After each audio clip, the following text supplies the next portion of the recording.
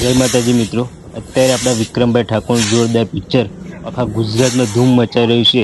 એવો ઘોડાનો ભગવાન નું શૂટિંગ કેવી રીતે થાય જો મેં તમને સ્ક્રીનશોટમાં બતાવ્યું છે। કેવી મહેનત કરે છે, કેવી રીતે બધું એડજસ્ટમેન્ટ કરવું, કેટલો ટાઈમ લાગે, કેટલો ખર્ચો થાય। અત્યારે સમગ્ર ગુજરાતમાં આપણા વિક્રમભાઈ ઠાકોર એક પિક્ચર એવા ગુજરાતમાં ઓલ ગુજરાતની થિયેટરોમાં અત્યારે ધૂમ મચા રહ્યું છે, ફૂલ હાઉસફુલ ચાલે છે। એવું પિક્ચર ઘોડાનો ભગવાન એવા આપણા ગુજરાતના પુષ્પા એવા વિક્રમભાઈ ઠાકોર નું પિક્ચર જોરદાર ચાલી રહ્યું છે।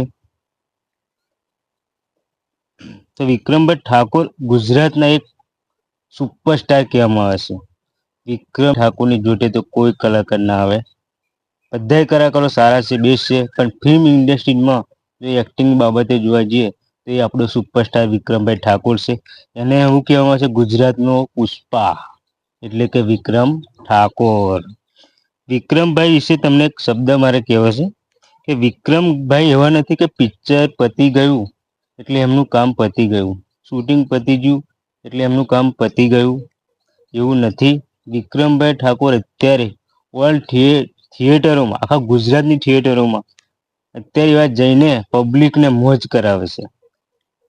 મોજ કરે કે એવું નહીં કે પિક્ચર બની ગયા ફરી આપણે પિક્ચર આપણું ચાલે કે ના ચાલે એ બધું ડાયરેક્ટરને જોવાનું, એવું એમનામાં નથી। એક એવા એક્ટર છે કે જે નરેશ કોંડિયા પછી જે પહેલો નંબર આવતો હોય તો આપણા સુપરસ્ટાર વિક્રમભાઈ ઠાકોર છે।